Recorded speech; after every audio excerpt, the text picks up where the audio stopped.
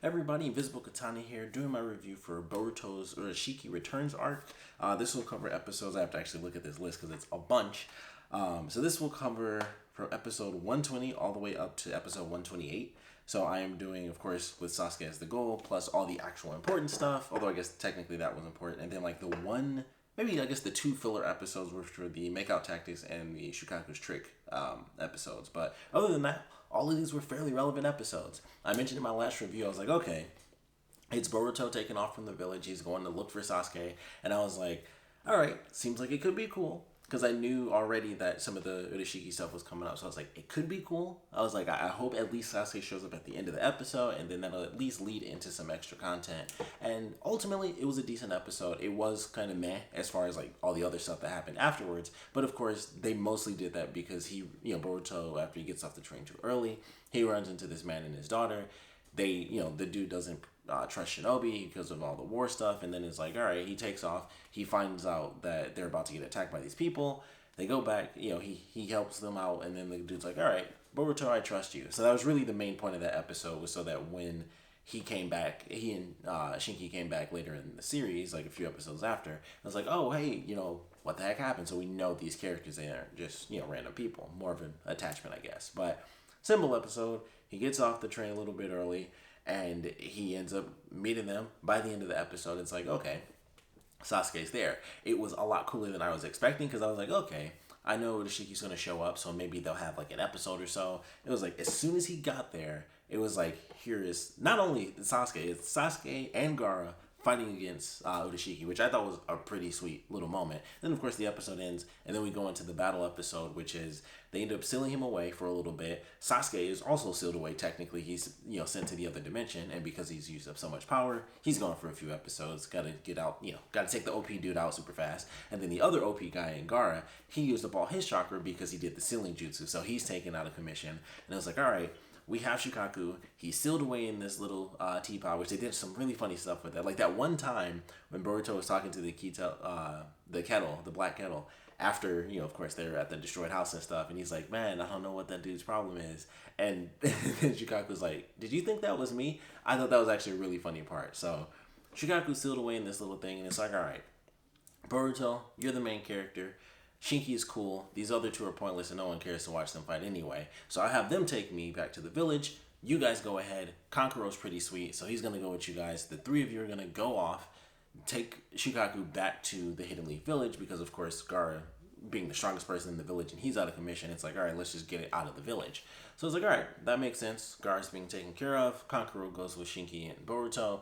Of course, they argue back and forth like through the whole thing, and over time, naturally, they build a little bit of a bond, and Gaara's, little vague lesson comes through, and then so does Kankuro's, where it's like, all right, you guys are kind of two halves of the same coin. Here is Boruto being emotional and sometimes rash because of said emotions, and then here's Shinki being emotionless and insanely, statistics-based and very clinical as to what they need to do and very, honor-bound. So I thought it was cool the way that it was handled, and of course they get further into it, especially after the Kankuro thing, which I was glad he didn't die, because I won't lie, I was like, all right, they most likely wouldn't do it, but they also could do it, because Kankuro's not like the most important character ever, and we haven't seen him do much. I mean, in general, most of the adults don't really get to do much of the older characters. And I was like, okay, possible he's alive, possible he's dead. I gotta admit, it was a pretty sweet fight. I thought he did a good job. I was hoping that we'd get to see him pull out both Sasori as well as the third Kazekage, I believe it was. I can't remember exactly who it was. But I was like, since now that he does the scroll thing, it was like, okay, before it was obviously he had Crow on his back, and then after that they switched to the 3 scrolls, and now it's like he doesn't carry the scrolls, or he doesn't carry the puppets. And it was like, we don't see the big scrolls anymore. So it was like a bunch of small scrolls, and he just pops out whatever. And I was like, okay, he's fighting against Urashiki's puppet now, which is, not as strong as him, but still stronger than most normal humans. And I was like, okay, he's kind of, he's going up against it. He's getting pushed against the wall here. I was like, he's got Crow out. I think he put out a second Crow, if I remember right. He had Salamander, which put off a cool move we've never seen, where it sucks up the sand after the puppet is kind of dive bombing in and out of the sand, which I thought that was cool, because I was like, we've never seen that before. So that was pretty sweet. But I was really hoping, I was like, man, even if he did end up losing the fight, it would still work because he's fighting basically a god. Even though it's a puppet, it's like an insane puppet that is kind of channeling the power of like this insanely godlike race that has like ridiculous alien abilities. So I was kind of like, man, it would still work even if he lost the fight, just because it's like you still can't go up against this insane level of power. I would have loved it. I thought that just would have been really cool to see him pull out Sasori again and pull out the Kazakage. But sadly, we don't get to see that. But he does go with the kind of pseudo self-destruct technique, which they were kind of alluding to, which is why I wasn't 100% sure if it was going to be like a real death or like a fake death. Because it was like, they keep talking about it. They keep talking about like, he will fight for the goal all the way up until the end. And I'm like, clearly they're alluding to he will sacrifice himself to make sure that everything succeeds. Then, of course, they go with the massive explosion. I was like, okay, that's crazy. And then, of course, we have, what the heck is that kid's name? Shikamaru-san. I'm totally drawing a blank on his name right now, which is insane. But he and Tamari end up joining the fight as well. So we have Boruto, Shinki, Tamari, and the dude his name is basically Shikamaru's name. And Shikadai, there it is. I'm like, I'm totally drawing a blank. The four of them end up teaming up, and it's like, all right, we'll take them on. Or that at least take on the puppet. That was pretty cool. I enjoyed that. We got to see them kind of go through a pretty entertaining process where it's like, all right, this is kind of how this needs to play out. So we have like a little bit of a battle. For the most part, Shinki ends up taking off, and it's like, all right, in the end, we can't have everybody here. So it's like, you go ahead. Boruto stays with them. And they actually have Boruto and Shikadai team up. And in the end, Shikadai ends up using Wind-style jutsu. And I thought that was pretty cool. And he does a really good technique, too. He does what his mom does, just not as strong.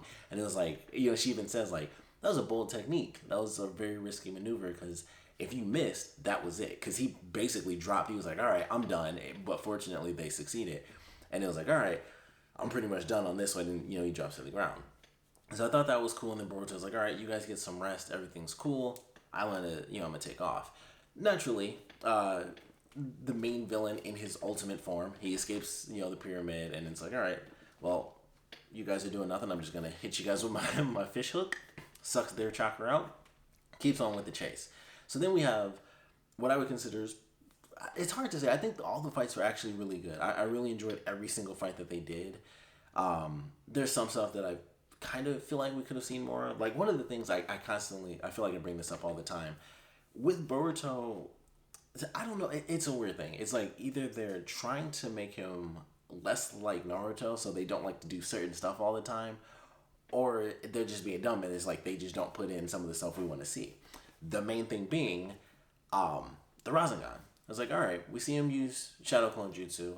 I think we may have seen him use the Rasengan maybe once or twice. Honestly, and it's been a minute since I've watched the episodes, admittedly. But I feel like it was maybe 2 times we saw him do that, like, at all. And I'm like, I get that he's somewhat conserving chakra. At the same time, he's not, because he's constantly using the Shadow Clone Jutsu instead of being like, all right, let's have him, like, have either the puppet or Urashiki come in for, like, a big hit and just take him down. So we only really see him do it, like, 1 or 2 times, and one of the times was, of course, like, a pretty decent hit. So I was like, all right, I wish we got to see more of that because I felt like it was over and over again. It's the Shadow Clone Jutsu. Shinki I thought was cool. We got to see his power kind of be his power. He has an insane amount of chakra. Like they show him do like the eye thing, which I thought was really sweet. That was a great callback because I don't think Gaara used that since honestly the Chunin exam. I think when he did that fight against Sasuke, he may have done it one other time in the whole series after that. But I feel like that's the only time I can really think of where it's like, okay, Gaara used his eye. It was like that time, and before that, I think he was spying on somebody else, and that was like the first time they actually showed it, and then they showed it when he was in the dome thing fighting Sasuke. So I was like, okay, that's cool. He can use that technique. He can do everything Gaara can do. It just looks cooler because it's metal. Like the sand is metal instead of just brown. Personally, I just think it looks sweeter. But I was like, all right, this is pretty cool. We got to see them fight. Ultimately, they end up succeeding. Of course, they end up escaping. Sasuke comes in, for that last minute rescue. Everybody gets away. It's like, all right, sweet. Everything seems cool. They have Shikaku back. This is where we get, our little mini filler episodes. Like, all right, we don't really know what to do here because Urashiki may or may not show up. We know he's going to come for the Nine Tails chakra. He wants the jinchuriki chakra. So we have a decent episode. It's just, it's just a filler episode. It was like right in the middle, and it's kind of funny. It was like, I don't know. I mean, they obviously, the way episodes are done for cartoons at least, or anime, either one. It's typically done. You kind of have a couple set up. So maybe they just had to have that episode in there, and they had to have the makeout tactics because they didn't want to skip right to the extra stuff. But I was like, they just threw like these 2 little filler episodes in here. Although I will admit, the makeout tactics episode was pretty funny. The Shukaku's trick episode was like, he wasted all his time. They have like my favorite moment in that whole episode, I would probably say, was the fact that obviously the weird Himawari stuff. That was the most entertaining stuff because it was like, okay, so Boruto has his thing where he obviously has like, the power in his eye. And then Himawari has this weird, she has like the classic anime thing where she gets powered up. Like there have been anime literally based on that ability where it's like, when you power up, you literally forget everything you did. And she did some crazy stuff. She was like, when she jumped from the ground to catch Shukaku, she jumped super freaking high. And I was like, that's interesting. And it's like, a little kid. And they do that as kids, technically. Like obviously, Boruto isn't that old or, that much older than her. But it was just interesting. Like she would, she went like crazy because she thought he was going to get crushed. And then it's just like, boom, she goes into, her Byakugan mode. And her eyes are like darting and stuff. And she's like seeing through everything and she finds him. Just blows it off with, I think it was like the wind palm jutsu. I forgot exactly what it's called. But she just destroys all of the debris. He flies up in the air. She freaks out like, oh, he's going to fall and get shattered. And she just launches off the ground. I was like, this is actually super cool. It's one of those things where I think I've said this is probably like the 5th or millionth time I've said this for the series. There's a cool thing that happens, and then I'm just like, it's really unfortunate that's not going to come up for like another year or something insane, because I would love for that to be there. But it's like, oh, cool, the seed has been planted, but it's going to take forever before that becomes a big part of the series. And that's unfortunate, but at least it was cool. I was like, all right, that's really cool. And I did love the ending of the episode, because throughout it we have our 2-tailed beasts arguing with Kurama and Shukaku, and they constantly back and forth. We even get to see the other tailed beasts. I think that was in that episode as well. It may have been after, but I thought that was cool too. But for sure in that same episode, the very end where it's like, you kind of stay in him. It's like you must really like the family, but of course Kurama kind of cuts him off. It's like, hey, shut up, you don't know what you're talking about. And he's like, yeah, I guess I don't. And I thought that was a cool moment. It kind of just showed Kurama being the tough character that he is. I was like, yeah, I've kind of bonded with the kid. He's grown up to be a nice dude. And I like the family, I guess. So I thought that was entertaining. And Shukaku was like, I kind of see why you stick around so much. And like, it took one day. And he's like, yeah, they're super entertaining. He was like, well, it's more than that. But I thought that was a cool little moment because we don't get a lot of that sort of stuff from Kurama. So I thought that was pretty sweet. And then, of course, the Makeout Tactics episode. Simple, funny episode. The kids were trying to go through over and over again. Every time they were like super close to getting the book, they couldn't do it. None of the adults, could say like why they couldn't do it. It was just like, yeah, you just can't read it. And I love the scene with Choji where it was like he didn't know what to say, and then they're like, all right, see ya. And then they actually find the book, and he like swoops in and picks it up at the last second. It's like, nope, you guys can't read it. And then of course Boruto finds it at the very end. And then, of course, Hinata takes it from him. It's like, you're too young to read this. So that I thought was pretty funny. Decent, generic episode.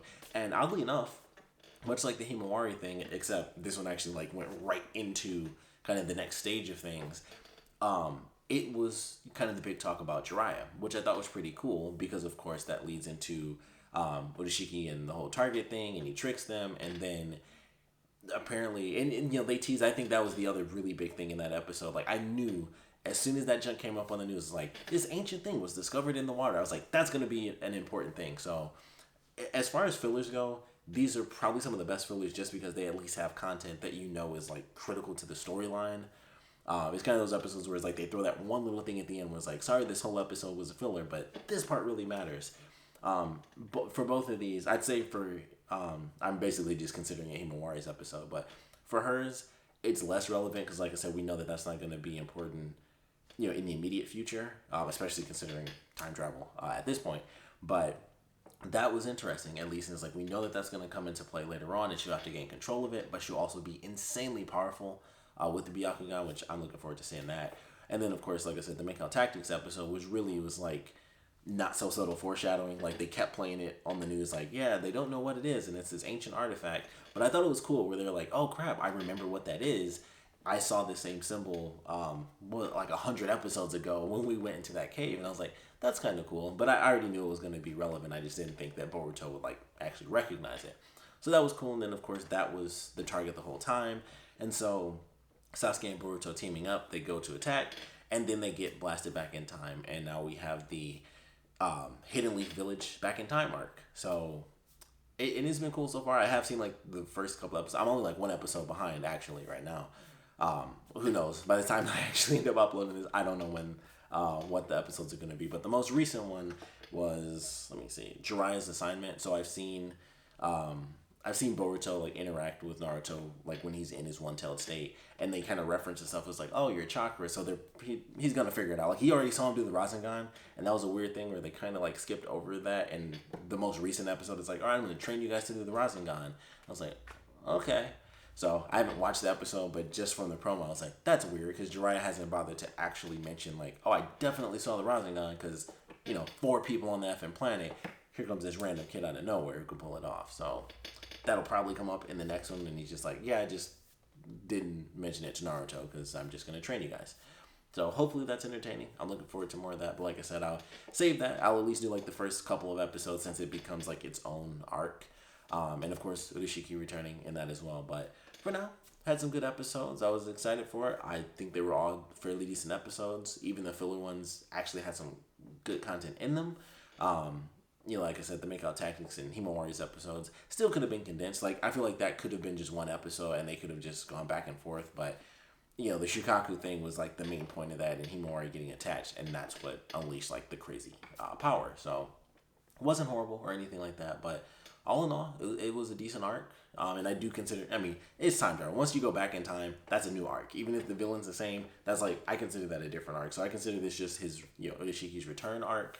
And then you got the whole Hidden Village of the Past arc. So I'm excited for that to do whatever it's going to do and wrap up however it's going to wrap up. I'm still confused about the timeline. I'm speaking on a bunch of crap. I'll save that for my next review, but I was still kind of confused on that exact timeline. I was like, I don't think this makes sense, including Naruto not knowing the Rasengan because they're learning it. But I'm like, if this is after Tsunade becomes the Hokage, he definitely already mastered the Rasengan because that was how he beat Kabuto, was he used the Rasengan and he blew him like into the wall, and that was like the big thing that made Tsunade like believe, because he was like, I'm not gonna give up on my dreams after he did like the new big move. So I'm like, what are they learning? So I guess it'll just be he's mastering the Rasengan officially or whatever. But looking forward to it. Either way, we'd love to know what you guys thought about this little clump of episodes and what they did right, what they did wrong. So please put your comments down in the comment section below. Let me know your favorite parts about it, and of course, thanks for watching.